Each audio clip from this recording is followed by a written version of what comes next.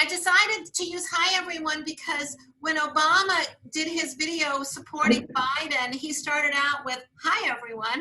So I decided that was good enough for the former president. That's good enough for me. Hi everyone. Thank you for joining me today. I'm going to ask everyone, I'm going to give you 30 seconds and then ask everyone to mute themselves before we get started. So if anyone has any comment to make, 30 seconds to make it, and then we'll mute. Happy birthday. Thank you very much. Yeah, happy birthday. Jackie, thank you. Happy birthday. Thank you for doing this. Oh, my pleasure. My pleasure. Thank you for joining me. I have 2 remote coaching sessions today in this Zoom, and I can't think of a better way to spend my birthday. So thank you so much for joining me today. I'm going to now ask everyone to mute themselves, and we'll unmute, or you can for a question.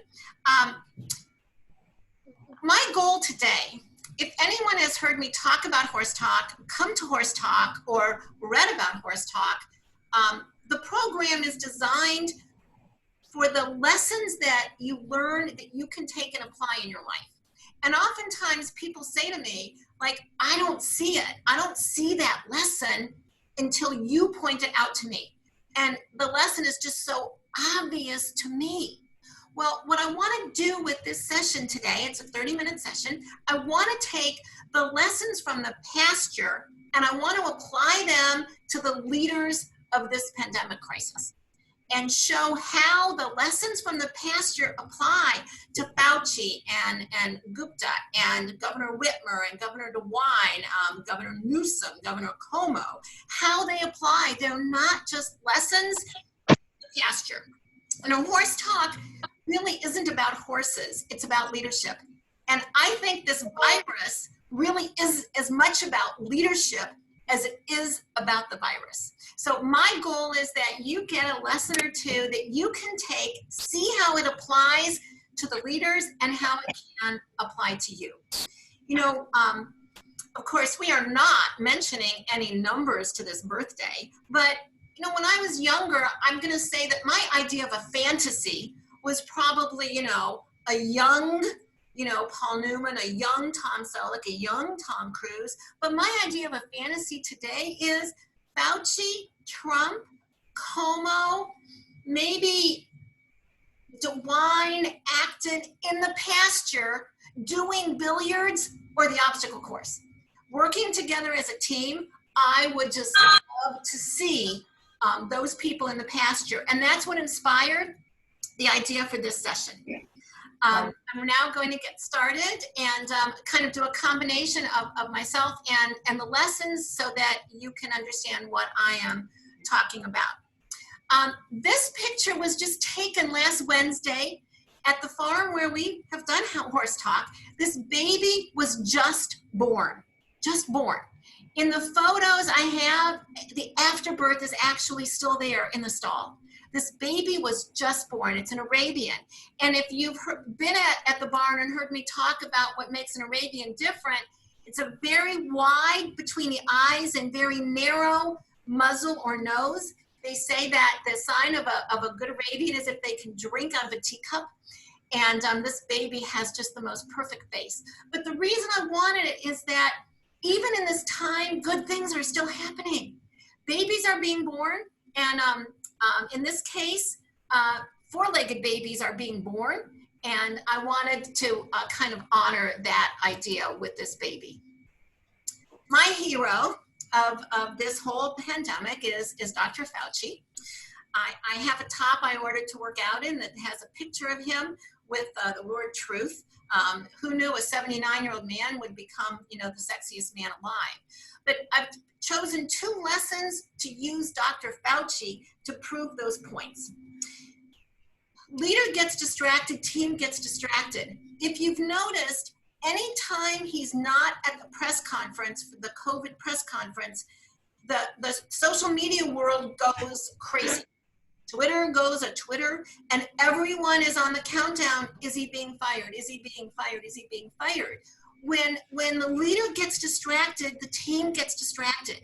And if people are watching the Fauci get firing watch, then they're not paying as much attention to social distancing or using their gloves or their mask or making their plans. And so one of the lessons he teaches us is that when the leader gets distracted, the team gets distracted. Now, one thing that you'll hear me often say in the past year at HorseTalk is that a fact or is that an assumption? People will say things all the time.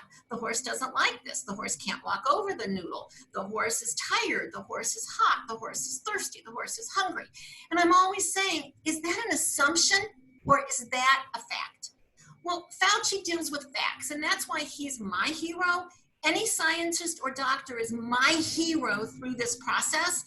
Elected officials, not as much unless they're using fact.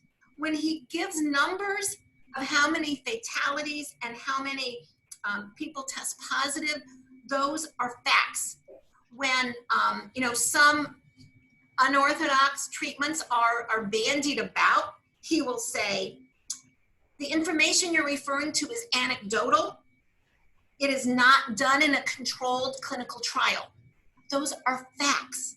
And so what he teaches us is the value of facts. Your audience likes facts. How do we know that? Because he has a 78% approval rating and Trump has 46%. That's how we know that the audience likes facts. Now it's up to you to figure out how to take these lessons and apply them to you. Another, to me, someone I listen to through this is Dr. Gupta, Sanjay Gupta on CNN. He's a brain surgeon by day and a contributor to CNN by night.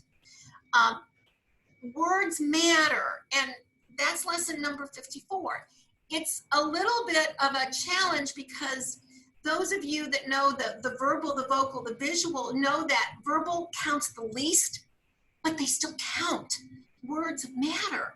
And so when he's asked about things, he's very concise and brief in saying, no, that's not true, because he knows the words matter.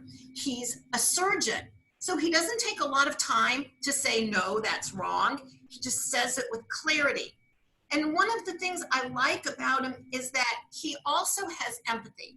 And you'll see that with Governor Cuomo too. So he'll say, if you're confused, you're not alone. That's very comforting to people to hear this man of science say that. There is currently no proven treatment or cure for this. Words matter. He's got to be very clear. Now, number 81, don't get too far ahead of your team. He's done 2 videos, about 30-second videos. One he did that you might have seen on how to wash your hands. And basically, it's 2 choruses of Happy Birthday. Now, I love that. Here is this brain surgeon that is singing Happy Birthday while he's washing hands because he knows he can't get too far ahead of his team. It's not about what scientific words he uses or how many big words he can use or how profound he can sound. It's a simple 2 choruses of Happy Birthday. And then he did a second video on how to make your own mask. And he did it in like 30 seconds. He did it in a way that anyone could do it. That's an example of not getting too far ahead of your team. And wait to celebrate the win. You know, at HorseTalk, in one of the challenges, the group has to get the horse in the pocket between 2 cones for 30 seconds. And sometimes they'll get the horse in there and they'll celebrate, but they didn't wait the 30 seconds. And so it doesn't count. And what the scientists and the doctors keep telling us is that, no, it's not a win until we have a vaccine. It's not a win until we have enough tests for everyone. It's not a win until it can be traced to the people around us. So it's not a shelter at home for a month and then we win.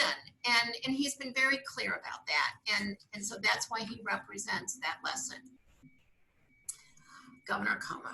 Oh. You know, in January, although he's a 3rd-term governor, his ratings were not all that great.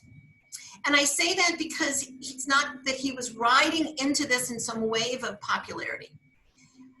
He is known in New York as a bulldozer, who just kind of bulldozes over everything, a hammer that sees everything as a nail. Now, whether he has added new tools to his bag or whether he has allowed himself to use empathy. I don't know, but I know that he's using it. So he does an hour press conference every day of the week, 7 days of the week, somewhere around 10:30, 11:30 in the morning. It is watched all over the country, all over the country. He's gotten as high marks from Republicans as he has Democrats, and he is a Democratic governor. So we have to say, why? Why? Because in a couple slides, you're going to see Governor Newsom of California. He's a better looking man. He's from a bigger state. And he started being proactive on COVID a little bit earlier than Cuomo. He does a press conference every day, but it's not covered nationally. Why? So we look at these three reasons. Cuomo is about as clear and concise as you can be.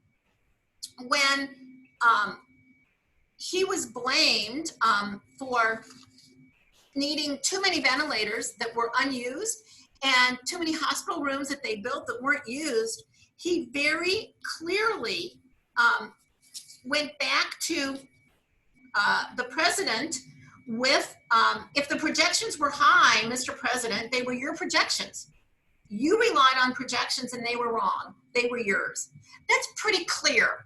There's really no room for any movement there. The horse decides if you're a leader. Now, consistently every week, a study is done of who does America see as the leaders of COVID. And it's Dr. Fauci and Governor Cuomo every single week. So your audience decides. The president can say it's him. Other people, the Surgeon General can say it's him. Other people can say it's them. Your audience decides. Stay engaged 24/7. There are days I see him on the morning shows, 7 a.m. There are days, the same day, I may see him on a 9 p.m. show. As I said, he does this press conference 7 days a week, not 5. That's leadership, staying engaged. He has called singles living in apartments in New York that can't get out, that he worries about are lonely. That's staying engaged. So it's up to all of us to figure out how to stay engaged. But if you want to see a role model, there is a role model. Now, as I mentioned, Governor Newsom, that's on the top, probably has higher aspirations than Governor of California. Very good looking man, looks like he came out of central casting. He's from a bigger state than New York. They're doing well with COVID. Los Angeles, he has tighter controls on than the rest of the state. But he's not covered and he's not talked about. Now, I have Lieutenant Governor Houston in the same slide because I'm asked all the time, what do I think of Governor DeWine's handling? And my answer is always the same. I think he's done a very good job. I'm not sure golf is essential, but other than that, I think he's done a great job. He does a press conference every day. Governor DeWine is limited by the gifts that he has. He is not a tall man. He's not an authoritative man. Cuomo is not, I would say, a real attractive man, but he's got a presence. DeWine does not have a presence. So you will see him behind the podium with the big seal of Ohio. He is somewhat limited in the physical gifts he has. Now, Houston has many more physical gifts, but he doesn't use them. When he does speak at a press conference, he always reads from notes. Cuomo never reads from notes. Houston always reads from notes. He doesn't dress the part. Up until the last week, he was wearing open plaid shirts, not a tie, not a white shirt, not a suit. And when he does speak, he will say something and then he'll kind of look for approval to see if it was good, and then he'll go on. That's not walking and talking with confidence. It's not dressing the part. So that's what we learn from these. Again, is that also the audience decides. If you're the leader, you don't get to decide that. I don't know if you saw this on CNN last week, but Mayor Carolyn Goodman is the mayor of Las Vegas. She's an 81-year-old woman, went to Bryn Mawr, so obviously a smart woman, went to college in years before women may have gone to college with any regularity. One of the worst interviews you will ever see. I first heard it on the radio with Katie Tur, and I swear I could see on the radio Katie Tur hitting her head against the wall. this very moment is a moment that Jimmy Kimmel referred to that night, the moment that Anderson Cooper's soul left his body. And one of the reasons is that the mayor does not talk about any facts. Remember, we talked about how important facts are to Fauci and Cuomo's being seen as a leader. She talks in no facts. She talked about opening up the Strip in Las Vegas. And as mayor of Las Vegas, she has no authority over the Strip, none at all. It is a separate entity. She has no plans, and hope is not a strategy. Not in the past year and not with COVID.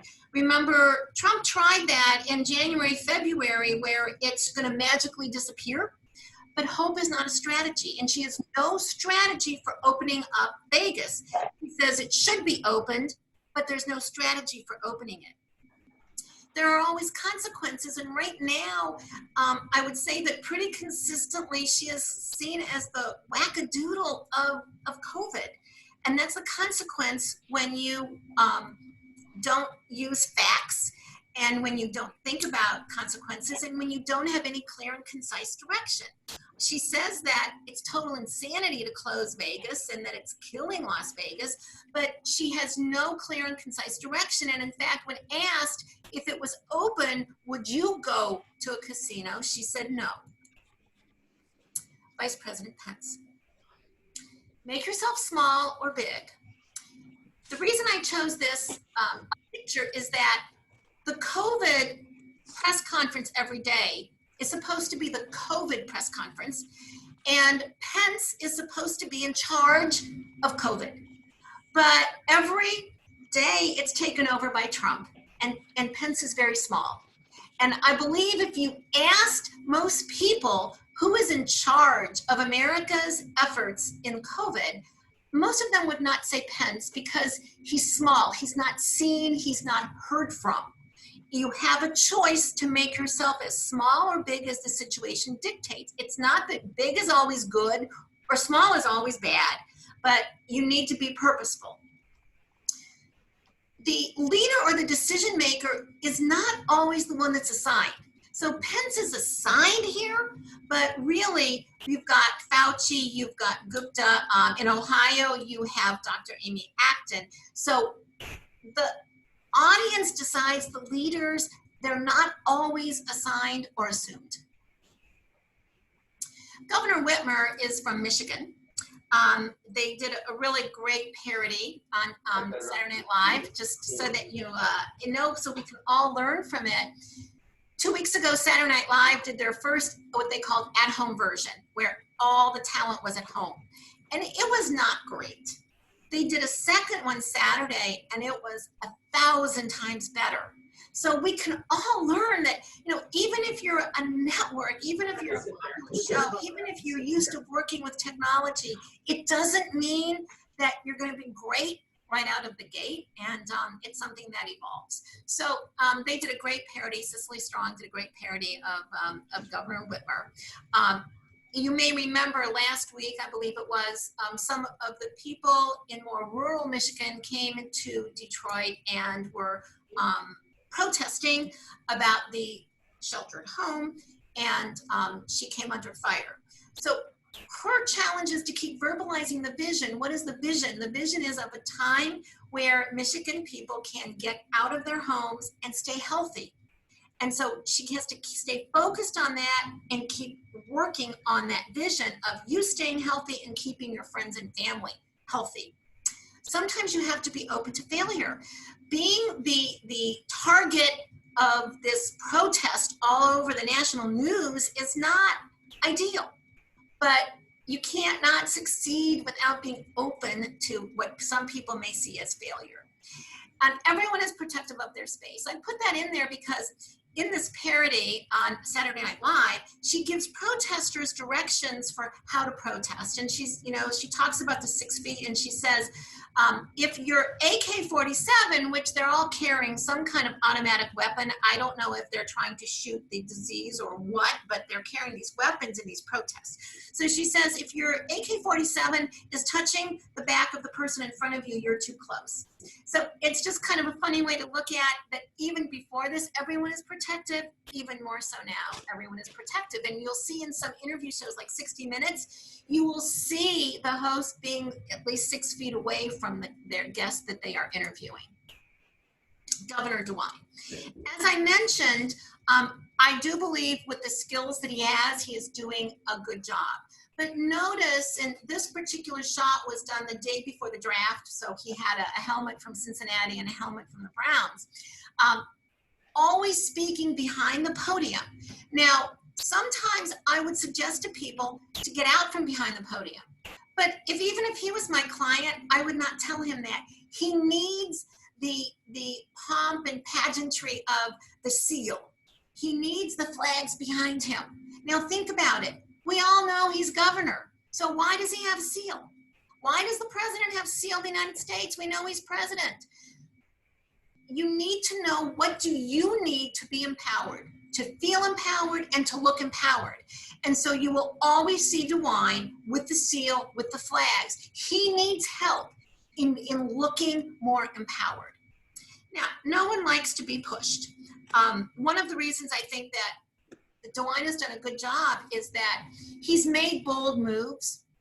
And back on March 4th, when Trump was boasting that we had a small number of people that were infected, DeWine closed an event in Columbus that was expected to draw 60,000 people.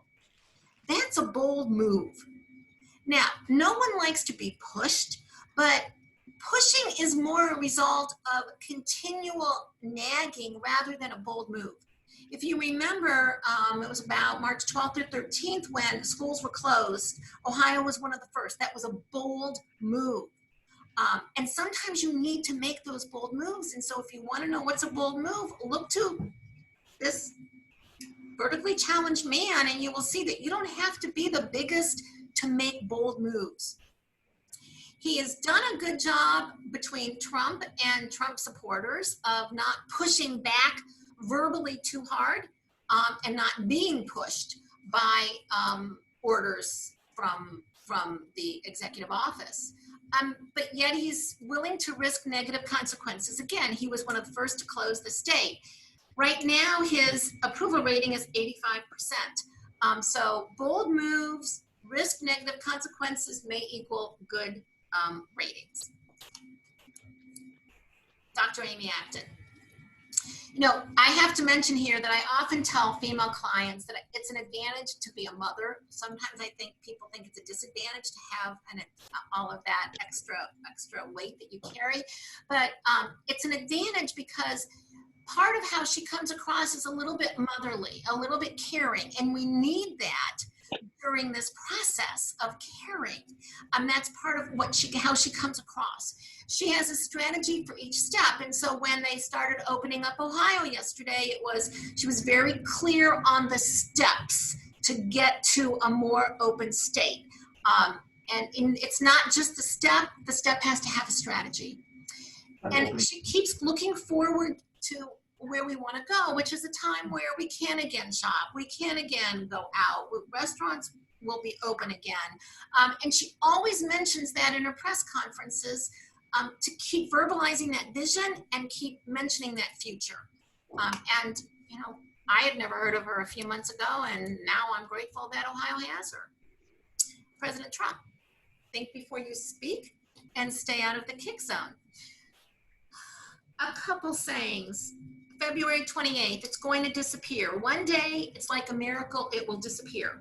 February 25th, we have contained this. April 23rd, suggestions that injections of disinfectants into the human body will help combat the coronavirus. So think before you speak. It's especially important when people are listening to you. You know, I heard someone yesterday say, well, you know, when you're trying to come up with new solutions, you know, you're going to have some bad solutions that are going to get kicked around, but not when you're president of the United States and the world is listening to you. You are all leaders of something. You're leaders of your family. You're leaders of a company. You're leaders of a city, a part of the country. Think before you speak. That keeps you out of the kick zone. At HorseTalk, it's a physical kick zone. about 5 feet behind the horse is what we call the kick zone. That's the most dangerous place to be, is about 5 feet behind the horse. And one time there was a woman, Lisa, that kept walking in the kick zone. And I would keep saying, Lisa, got to get out of the kick zone. You've got to get out of the kick zone. Well, the kick zone is where you put yourself when what you say can have you figuratively kicked. So if we think before we speak, we may be able to reduce that. And this is the governor of Georgia, who decided to ignore the federal guidelines for how to open your state and decided that tattoo parlors were essential and bowling alleys and other things.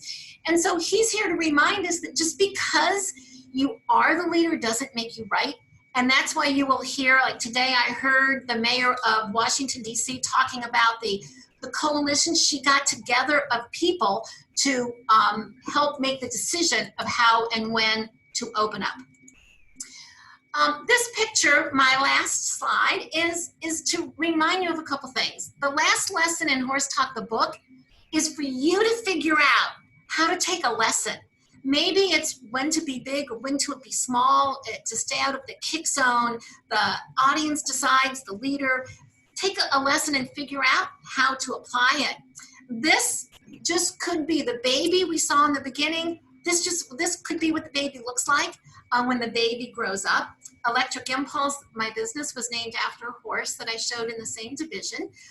And so if the people involved with that baby horse follow all the rules and all the lessons, that baby can grow up to be a national champion, just like this one. So my goal today was for you to take a lesson, understand how a lesson from the past year applies to the leaders of the COVID and how it can apply to you. In a few weeks, my next Zoom session, I'm going to interview Dr. Ann Schreiner. She is a chief medical officer in Raleigh, and she is going to talk about the role of women in this crisis. Women, not just when they get the disease, which knock on wood, we get it a little bit less severe than men, but how it affects moms and how it affects women and grandmas and just how it affects women differently, and that will be in a couple weeks. I'm going to unmute for the last couple minutes. I'm going to ask all of you to unmute yourselves. And any comments or questions?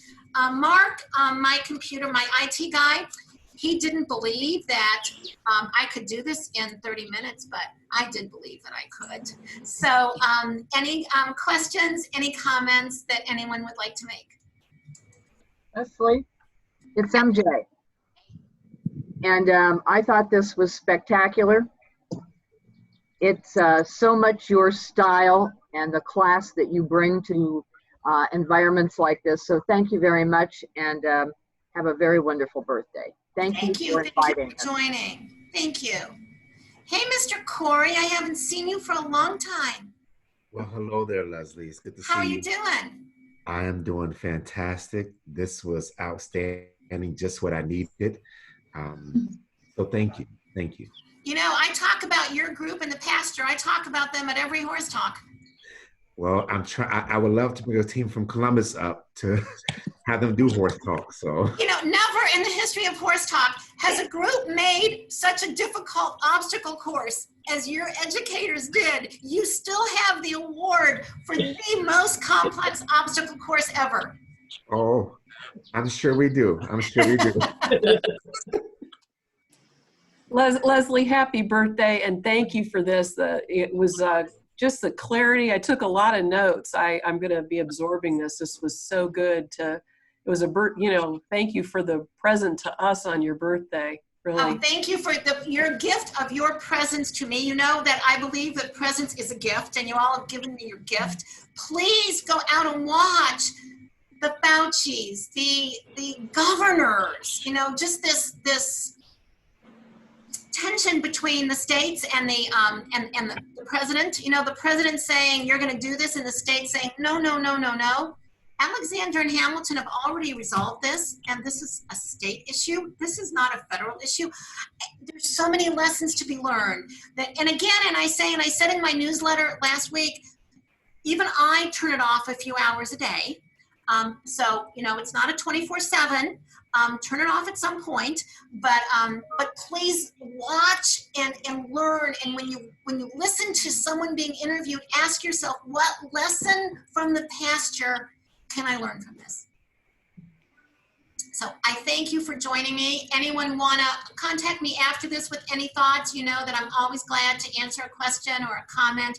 I thank you so much for taking 30 minutes to share my birthday with me. This is my gift to you, but all of you are your gift to me. Thank you so much. Happy birthday. Happy birthday. Happy birthday. Birthday. Bye-bye.